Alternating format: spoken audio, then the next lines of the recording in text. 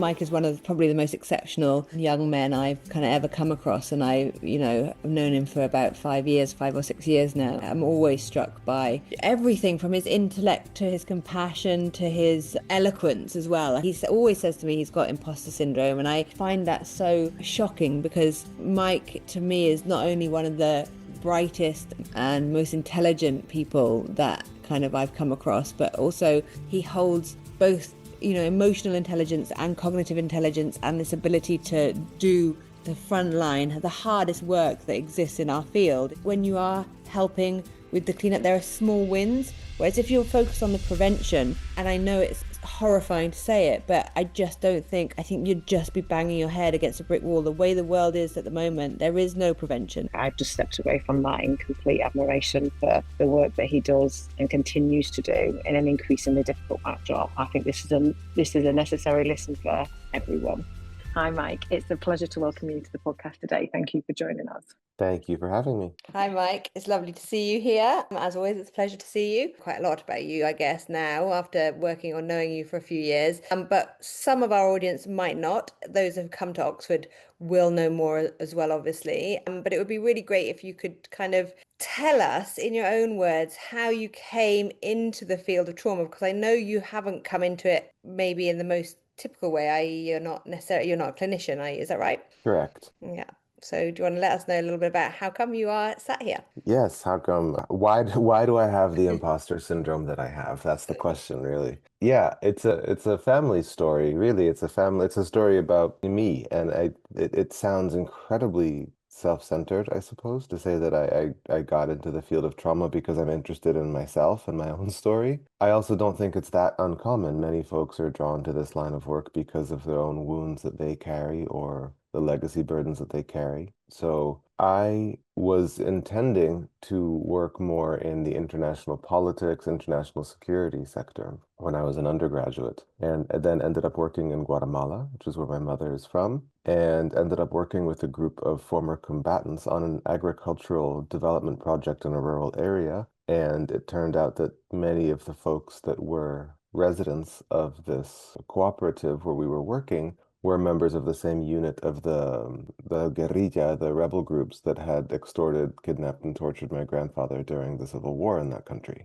when my mom was just a teenager. So I stepped headlong into this deep family trauma of which I was previously unaware and became incredibly and quickly interested in what seemed to me like something just went on in my head, a light went on of starting to see the way in which my mom, my grandparents' family system behaved, and then what had happened in the past. There was some immediate possible connections that started to form in front of me, and I became irrevocably interested in understanding the embodied and political and social legacies of overwhelming pain that happens during war. And that is something that I carried forward, but it was too late to start studying psychology as an undergrad, so I ended up in humanitarian aid and practice, primarily in the Middle East, and then ended up going to graduate school for social cognition and social neuroscience, and have ever since then tried to weave this line between an understanding of how the brain and mind work on a very chemical, literal level, how they function, and also how pain and woundedness interact with normal cognitive and neural processes, particularly in social contexts, how we relate to social others, how we treat social others, how we think politically, how we behave politically, and how we create systems and structures that can either be sort of pathogenic or salutogenic.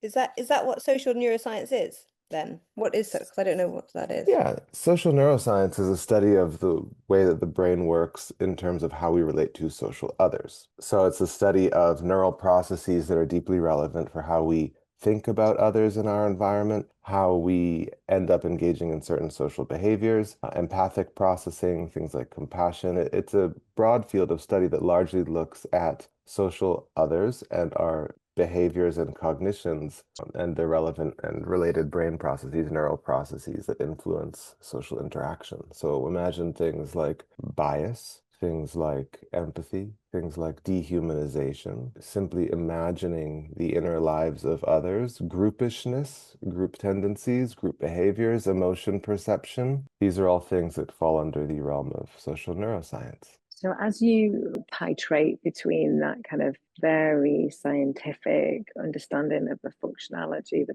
functionality and the biology of the brain and how it works, and knowledge of the kind of what that means in a real context, what is it that you've understood that you would want to communicate to others? Because it's really quite difficult to kind of understand, okay, I've got this deep understanding of neuroscience and how the brain is wired to work, and then when you overlay it with this kind of situational, what is it that you think Before you ask that question, sorry, Em, I just want to jump in because there's a big part that's missing that Mike hasn't shared, I think, that would answer that question, which is where you went, because you've worked on the front lines, Mike, for many years, haven't you, in terms of like in conflict areas. And I think the question that you're sort of going into ask, Emma, needs the context of that first. Yeah. No, you're both asking very, very similar questions to me, and I left out a bit of the introduction because I tend to either give a 2-minute version or a 20-minute version. So the 2-minute version leaves out some things, and the 20-minute version exhausts people. I've really worked at that intersection of trauma and violent conflict. These two phenomena that interact in ways that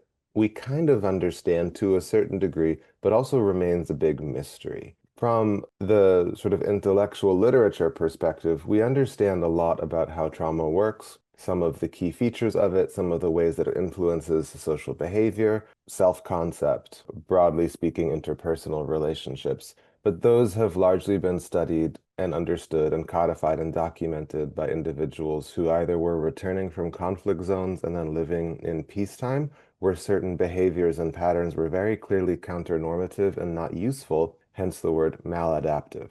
So things that are not well suited for the environment in which they're living. I've been primarily focused on understanding how trauma emerges, turns into pathology, turns into other adaptations that aren't pathology, and interacts with social relations and political phenomena in places where active conflict is long-term and still present. So in some ways, it's harder to notice even things as basic as labeling something as maladaptive when the situation is still hot. So looking at trauma in a context of violent conflict or the periphery of violent conflict, where situations are still quite dynamic and fluid, like refugee camps or immediate post-conflict environments, it becomes a little bit different. The things that you start to understand about trauma, look for patterns. And there's the raw, unfortunate material fact that when you're working in communities that have experienced violent conflict, pretty much everyone has been exposed to potentially traumatic experiences. So you're looking at adaptations that are clustering and showing up in different ways amongst almost everyone in a social group or a category.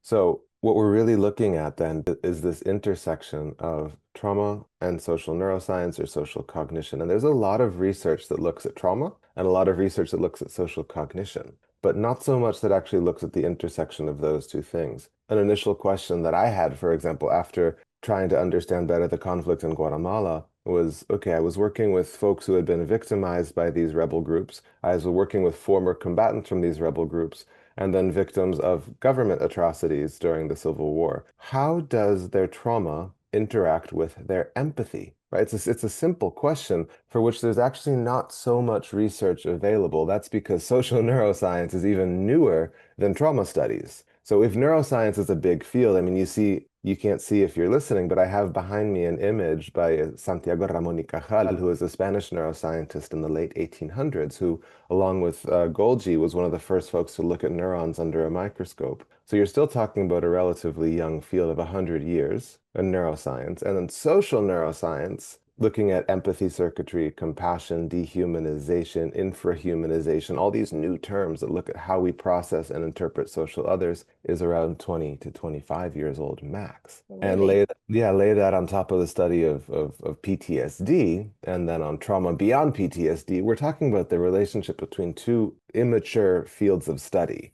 And so there's still so many questions that need to be answered, and those questions are what drive me. And how does the experience of violence, of conflict, whether that's individually, collectively, across generations, how does it interact with how I perceive social others? Which social others? People that suffered like me, people that didn't suffer like me, people that look like me, don't look like me. How threat maybe, or threat perception and the ability to attenuate. Startle responses might be different once we're looking at where those startle and threat responses come from different social groups and categories. These are still unanswered questions. And another question which is really relevant to Oxford this year, which is obviously we're like looking at kind of the science, spirit, and the body.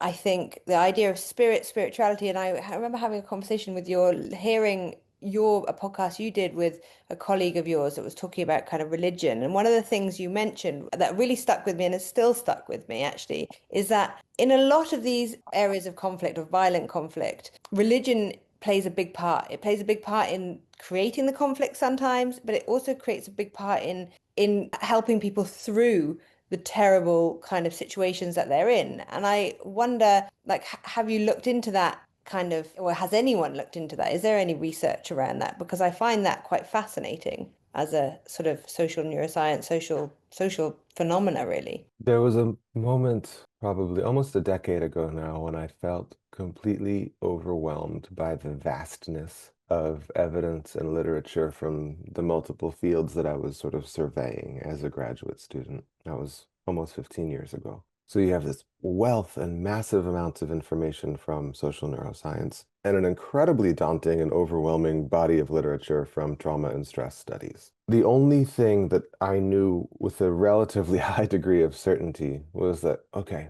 both of these fields seem to agree that the primary goal or orienting feature of the brain is to help us stay alive.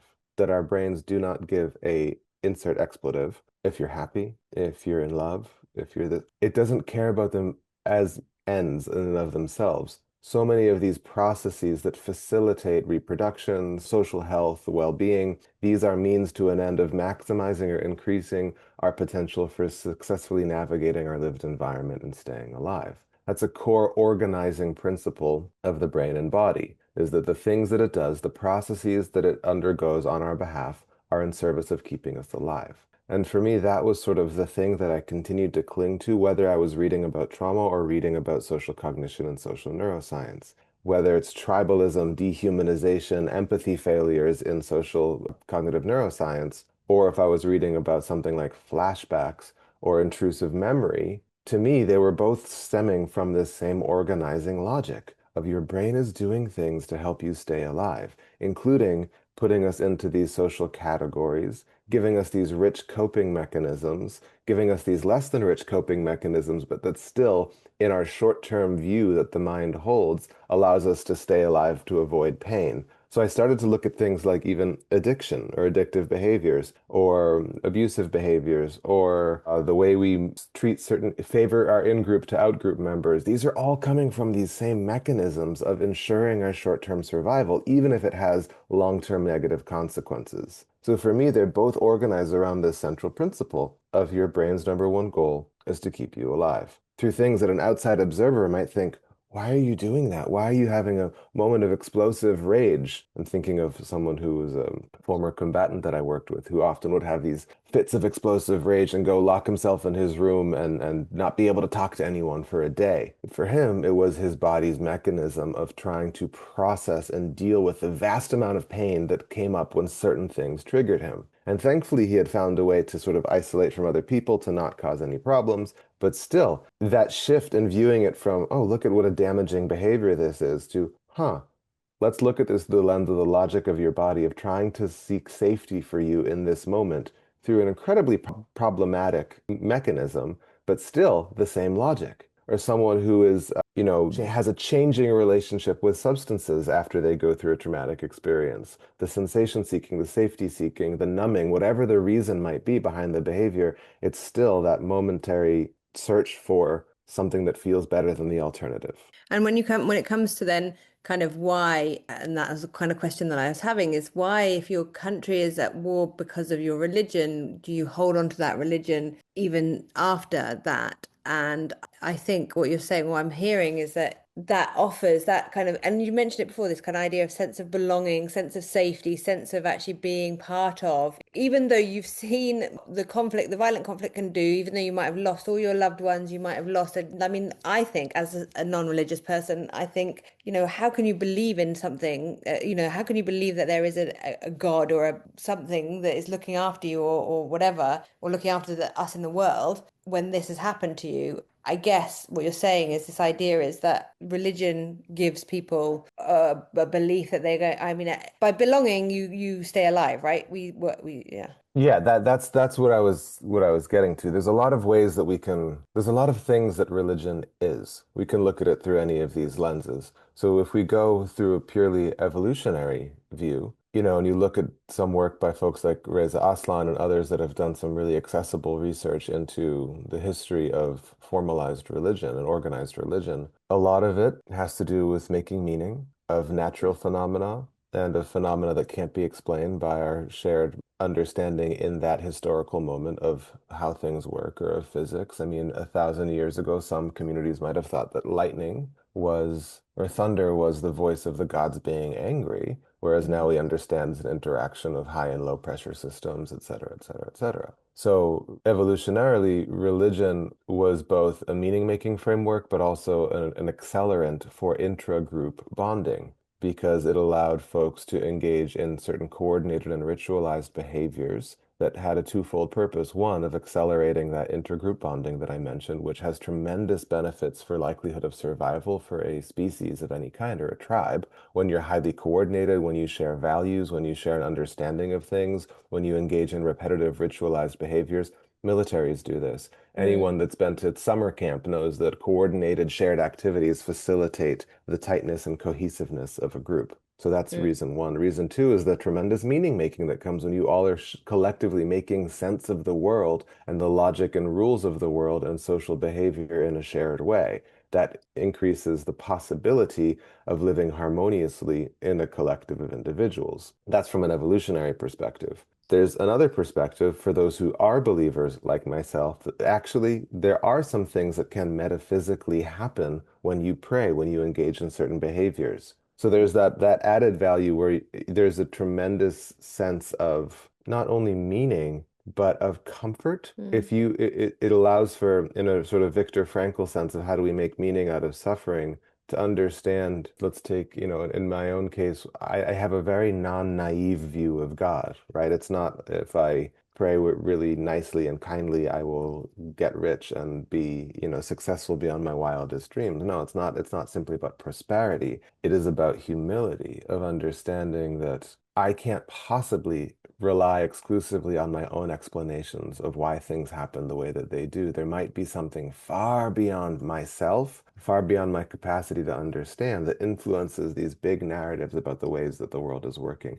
including my own tremendous suffering. And this is what I've seen with folks who have lived through war and who have lost multiple members of their families, et cetera, is that this true sense of, in Christianity, we would say, not my will, but yours be done. Or as we would say, may your will be done on earth as it is in heaven, from the Lord's Prayer, something that many listeners will know, even if they aren't actively religious. This sense of, if I firmly believe in the existence and presence of some omnipotent being, I can't possibly rely exclusively on my own interpretation of events. And that process of prostrating, of deep humility, also has a tremendously social beneficial purpose, because it theoretically allows you to not view yourself as the arbiter, the judge, jury, and prosecution of every world event. Well, it's exactly like what you were saying before we started this podcast, when you were sitting under an avocado tree watching, volcanoes. For me, I get that same feeling from being in nature. When I see a sunrise or a sunset or just watch the ocean, I suddenly realize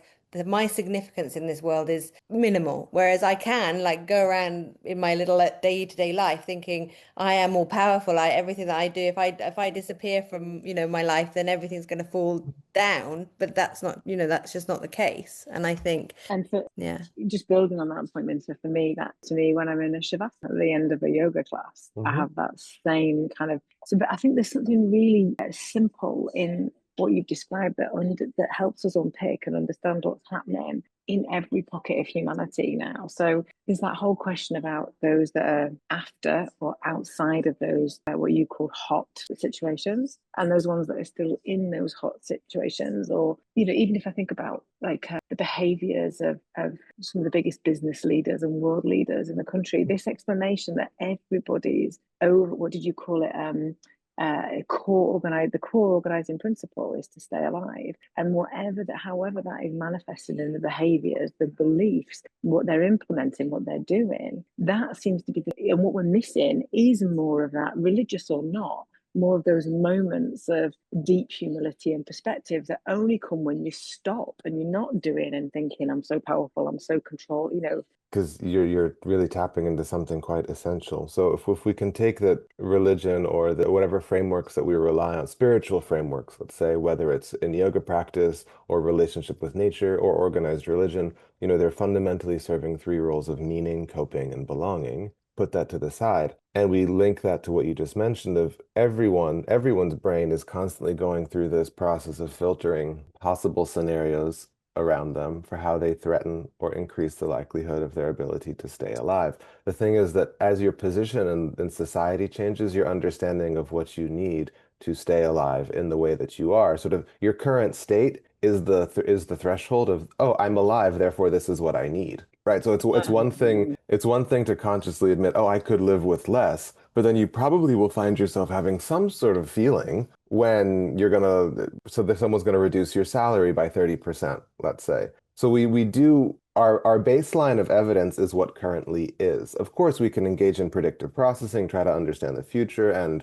you know, engage in different mindfulness practices to make less advantageous futures tolerable, because for many of us they are. If I had half of the salary that I have, I would still stay alive, but I'm still going to have a set of feelings about that when someone tells me that you're going to lose half of your salary. So when you're working with folks largely who are economically not of the same class that I am, these are folks who are largely poor. We can say it for what it is. I work in conflict and war situations where the majority of people are poor. And so also how they understand what they need to survive is different than someone like me. So I find myself really consistently convicted of, oh my gosh, I actually don't need nearly as much as I think that I need, because these are folks who are engaging in far more robust and effective coping mechanisms than I often am, and yet who have been able to understand as a baseline what they need to safely navigate the world is a lot less than what I think that I need sometimes. But what we as that kind of, as we create more aspiration and new normals of what we need,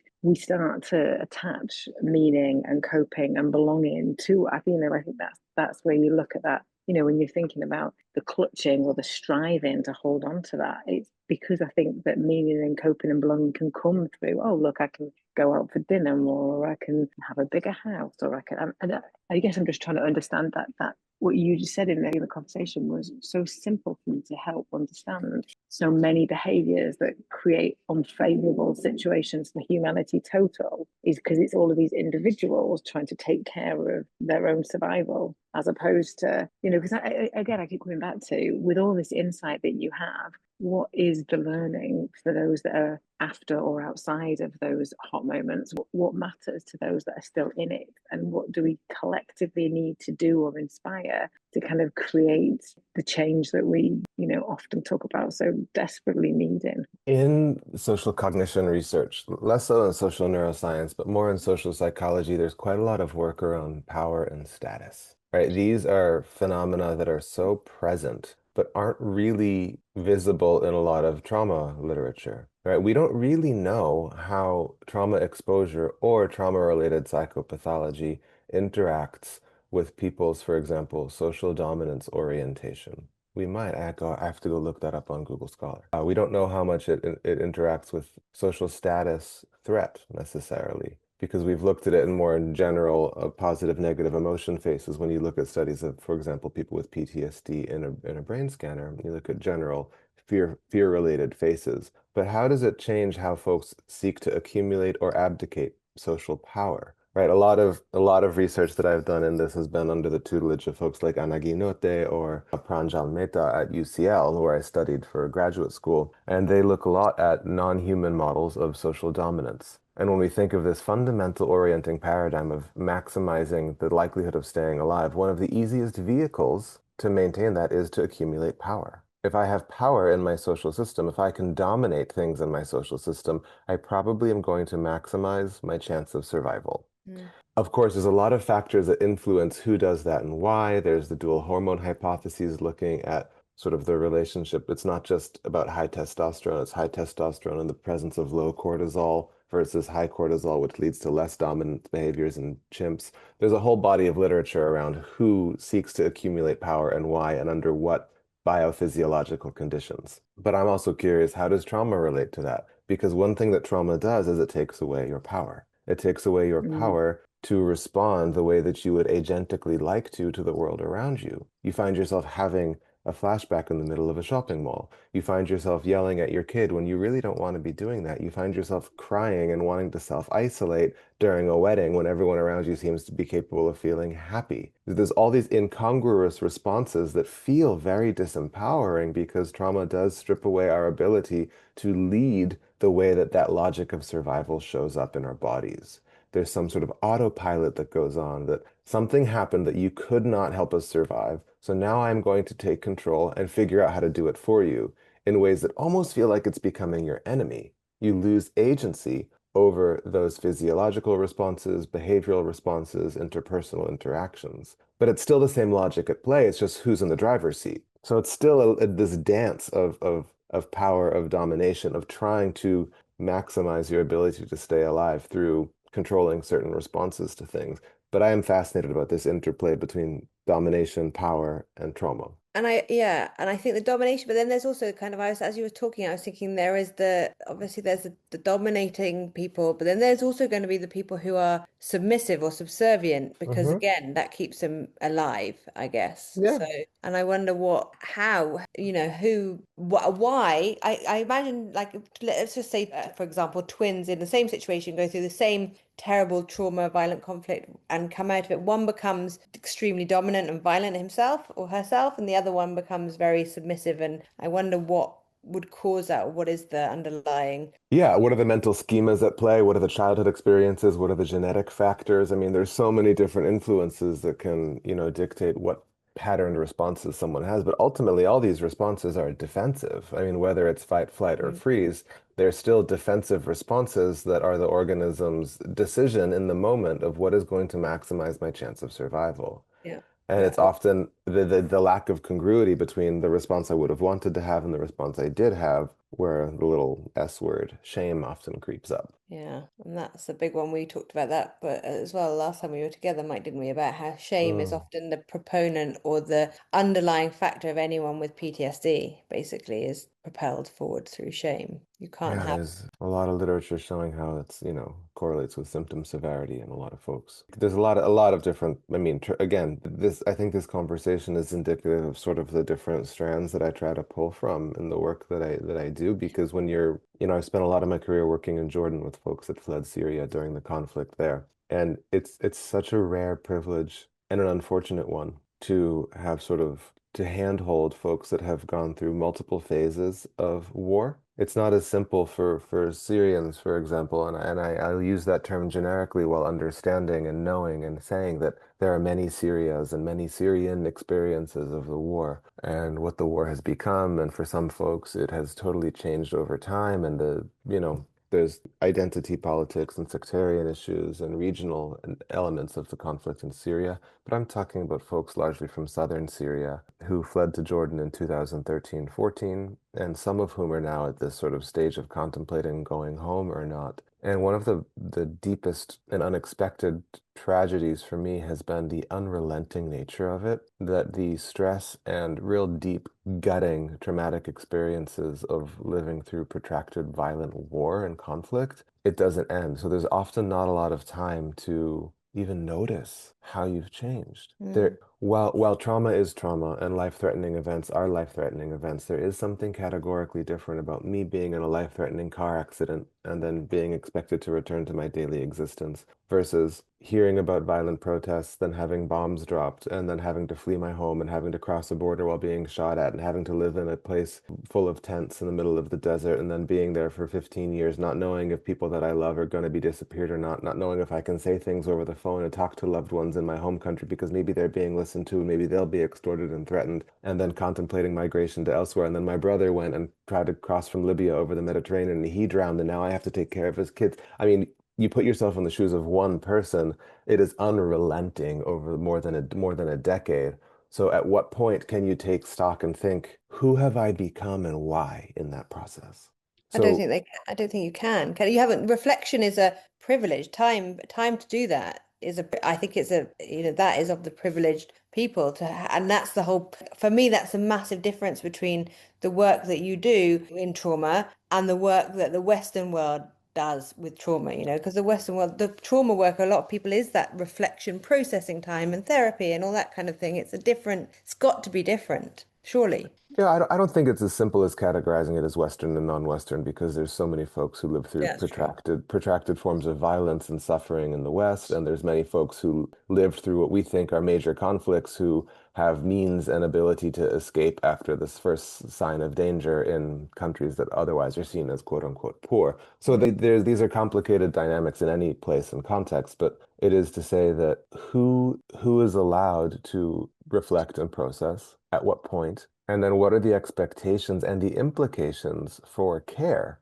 for folks, depending on how often they've been allowed to stop and reflect. And at what point in the process does that desire and potential for a more agentic response to our pain kick in? If someone is living through an active war and then in a refugee camp and then contemplating returns home and then there's still civil strife in their home country, at what point is it even worth it to sit down and think, okay, I don't like the following ways that I've changed because of this. I've become a different man, a different partner, a different father. There's no time. You're trying to feed your kids. You're contemplating existential decisions with implications for multiple members of your family. But something that I often hear is, who has time for that? Who has time to sit and think, oh, I've changed because of my trauma? And it inevitably sounds soft for a lot of people because it feels like the bottom of the list of priorities in sort of the raw hierarchy of needs. And this is one of the reasons why I've been drawn deeply to this study of how we make safety, right? How do we Yeah. construct safety?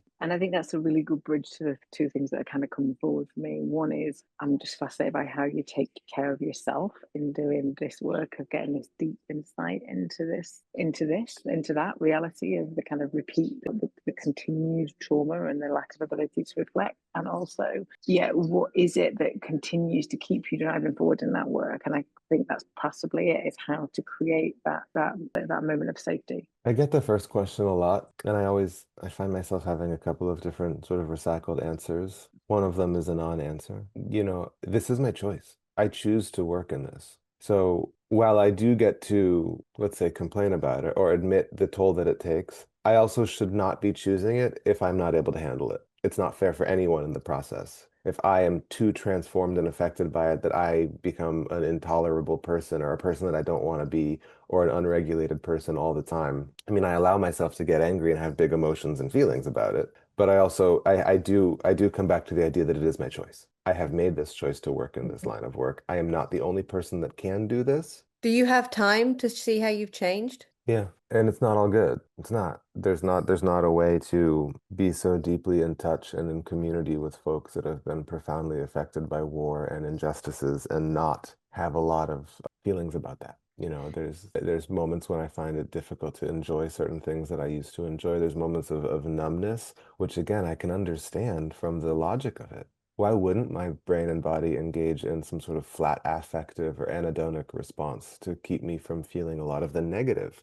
The disadvantage is that it also turns down the positive sometimes. So, If you're only going to do a research of one person, though, which is you, you mentioned about how trauma impacts empathy. From my understanding of you, what I know about you is I don't think it has made you more empathetic, if anything, certainly not less. empathetic. But that's just research of one. Well, I would point folks to a study that we had done with the Max Planck Institute in Leipzig and the University of Jena in Germany. When we asked that question directly, we invited several folks from Arabic-speaking countries who were relatively recent arrivals in Germany, most of whom who had direct experience of war and violent conflict, to observe someone else undergoing a stress test. So a Trier stress test, which is a basic paradigm in stress research. But we were interested in the dyadic stress response, the empathic stress response. So let's say having Araminta observe Emma undergo a stress test and to see what's happening in Araminta's body as she observes her friend being stressed out.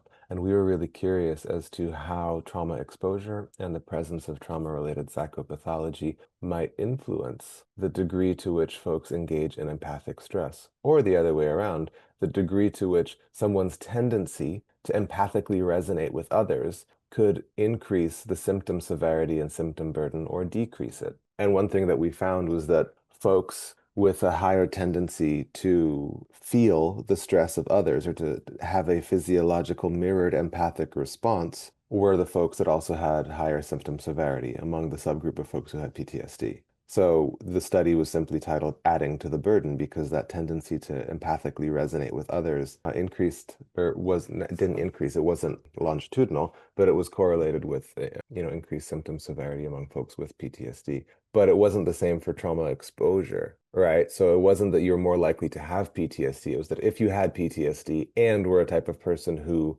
tends to empathically resonate with others, the symptoms seem to be worse. Yeah. But Which is what it doesn't doubles. answer all of the questions that we have because it didn't say you're more likely to develop PTSD. There's still that fundamental question around who develops psychopathology in the aftermath of traumatic events and who doesn't. That was sort of a caveat or a tangent to your question, Minta. But like you said, the people who are living in violent conflict, especially those who kind of it never goes, there is no, and you and Alexandra talk about this, there is no P in PTSD because there's no post. There isn't, you're in it all the time. There is no getting Yeah. out of that. So they can't develop PTSD.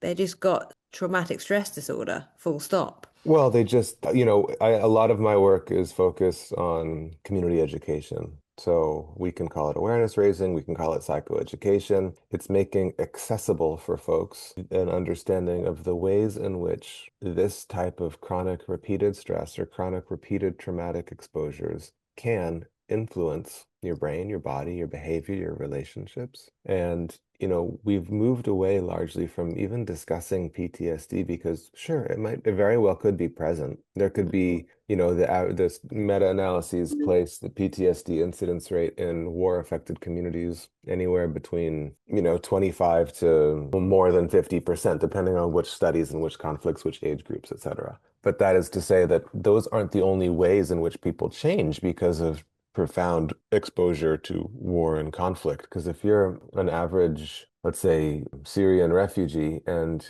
your wife, your brother, your father, your mother, your sister have all been exposed to conflict, maybe they've changed and you think that you haven't, but that has a profound effect on you too. So even if Mm. you're the type of person who has not at all adapted in the face of trauma, you're living in communities and societies where so many others have, so that inevitably leads to some sort of psychic and emotional distress because I'm trying to rely on you all. I'm trying to rely on my Mhm. people, my tribe, those who I can cope with, and you all aren't there for me. So I Mhm. hear this a lot of why should I go through therapy when everyone else around me is going to stay the same? What do I gain from knowing that, oh, it's so important to have stable social others and protective others as a positive resource for my own resilience when they don't exist in my society? I'm not coming back to a home of totally healthy, healed individuals. We've all been fucked up by this. So a lot of the education that we do, and all of it, we use the words in Arabic of al-ayf ma ba'd as-sadamat, of adaptation after trauma. Just adaptation, leaving it broad, because Yeah. we all adapt. Not all of us develop a quote unquote disorder or any sort of documentable psychopathology, but we all adapt and adjust, either because we as our individuals have changed or those around us have changed in ways that causes some sort of distress and difficulties in accessing those safety resources and coping resources that we previously would have had. And so it becomes more about understanding, recognizing those adaptations and establishing or becoming like a problem. as opposed to It's cartography, Emma. I mean, it's the cartography of your own trauma-affected social ecology. You need a map. You need a map to understand the possible ways that you have changed, the possible ways that others have changed, the possible ways that narratives have changed in order to negotiate how you are going to reconstruct or find safety in a very unsafe environment. So we often use the metaphor of becoming a cartographer, of becoming of making a map, or the owner of the map for yourself and your environment. And you can only do that by starting to have a different, as many folks as Dan Siegel, as Gabor, as others, Bessel, and others have said. And I know I just mentioned three old men. There's many people that deserve to, be mentioned in that breath, of course. But, you can only do that if you have a posture of curiosity and awareness of, oh, that thing that my dad does, that might not be because he's just kind of being a dick. It might be because something happened, or this is a possible documented way that people change and adapt in the face of stress and trauma, and having a little bit more grace and compassion for that behavior, that might open up a space or create an aperture to change and renegotiate how you relate to a loved one when you're trying to cope with your own trauma and pain too. So it's about that map making that's enabled by one, information, and two, a posture of curiosity. It's a really nice way to do it, actually, thinking about it like that as a but also cartographer. because if you have a map, there's pathway, there's more than one route, there's more than one possibility. So if something changes again, which sounds like is the normal for these individuals, then you Yeah. can relook at the map and decide a different route, look at a different path. Yeah. If listeners can't see, but behind me is a colonial era map of Syria and then a bunch of early drawings of neurons under a microscope. So I am obsessed with maps, and I have been since I was a child. I used to read world atlases when I was like 4 or 5 years old, just look at the pictures and figure out places. And I had memorized every world capital by the time I was 7. So I have a weird obsession with maps and cartography, so it's not surprising that I lean towards that understanding of how we negotiate our own landscapes of pain. Yeah, it's really nice visual metaphor. It's like a really, yeah, great. Thanks, Mike. I mean, it's always, very sobering conversation, and leaves me more with kind of more, always on these conversations, more questions, but definitely a need to kind of understand what it's going to take to kind of not have, the big thing and the fix for me is just like, how can we get to less of these consistently traumatic environments so that we don't have to be thinking about how we reconcile or help people cope in that, And I know that's a whole massive question, but it's just, why are we doing this There's a decision.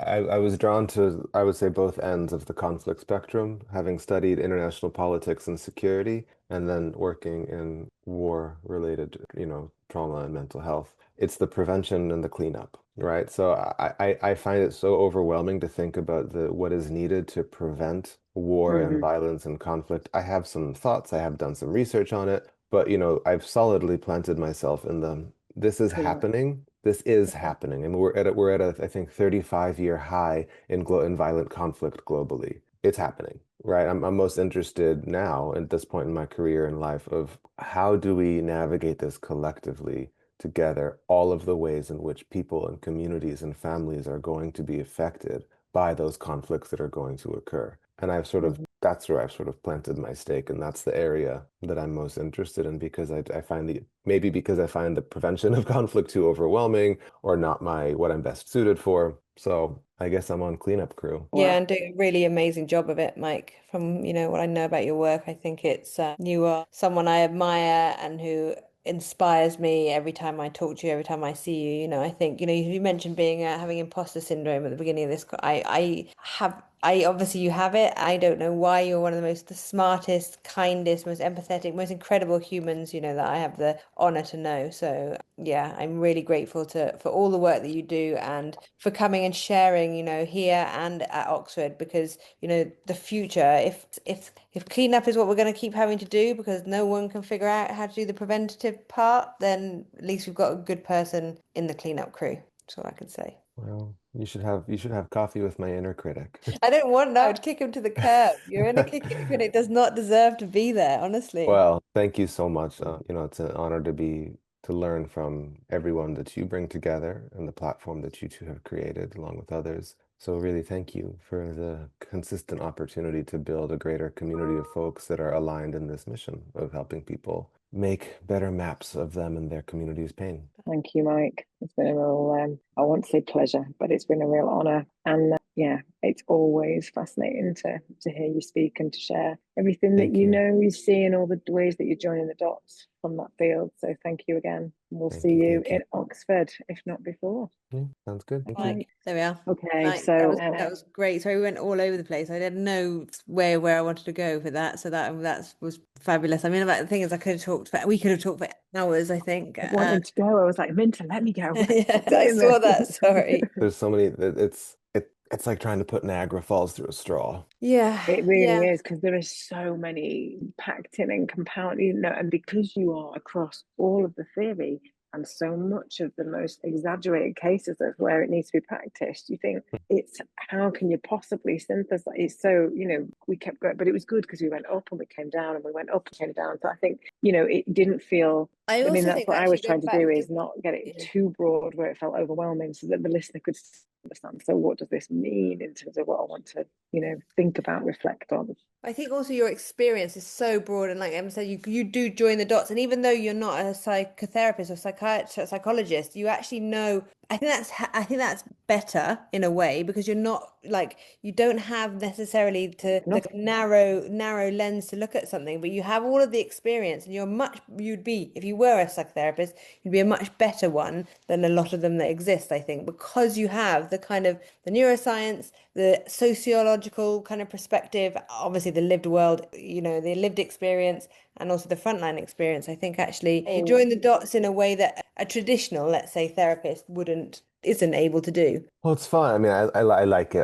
I enjoy, I'm really lucky to be able to get paid to be this broad about all of it. I'm Mhm. really lucky for that. Well, I think not you. I think the world is The lucky, field's because I think, lucky. Yeah, I yeah, agree. people, that's what is needed, because I think these narrow silos don't work. People are just put into these silos and they look at things through blinkers. Well, what's interesting is Um, that where did the imposter syndrome came from? It was largely because of difficulties with clinical psychologists Mm. who get really, really prickly and kind of mad when I do something that they feel is their turf. And there's a degree of truth to that of, okay, because I'm well spoken and American and a man, there's a lot of spaces and platforms those are factors that influence my being platformed in a lot of places when there's a lot of people that have studied so diligently in a specific field of, clinical practice that don't get those same opportunities. But then at the same time, it's also, well, the reason that I am eloquent and able to speak eruditely and into people's hearts on the topic is precisely because I'm not trained as a clinical Yeah, I psychologist. think that's So the it's a thing, sort of, yeah, yeah, yeah. yeah. That He's you one are of so the. broad is so important, and I do think you would be a better therapist than most therapists because of it. I'm going to teach with Bessel and Lisha at Esalen in California at the end of February. Great, So amazing. that'll be a fun little test Yeah, that'd be opportunity. great, really great, I I'm think. so used to very specific audiences of like refugees who are not the type that can pay $4,000 for a retreat at Esalen. Mm. So it'll be really different to see how this lands for folks that are from a very different batch of the world who possibly can help us raise more money because they actually have money to give. Yeah, Well, they great. could do that, but they could also fill your cup in ways that you hadn't imagined. So that inner critic might be Yeah, quietened when they see reflected back to them all that Yeah. kind of going out in that way. I think that could be interesting to, or if not, you should definitely be working with some of the figures made on that inner critic. yeah. Yeah, The we'll inner see. critic. I think that your inner critic will find whatever to say Yeah, something Yeah. about. It doesn't really whatever, but I think yeah, it's going to be. exactly. So we can leave I it. think those people at Essen are going to massively appreciate and benefit from your skills and knowledge and expertise in a way that Yeah. But anyway, Mike, it's been an absolute pleasure. Thank you so much. We'll jump off. We've got another meeting now, but Thank you. all right, All amazing. right. Alrighty, Nice to see friends. you, mate. Take See care. Bye. ya. Bye. Bye. Bye.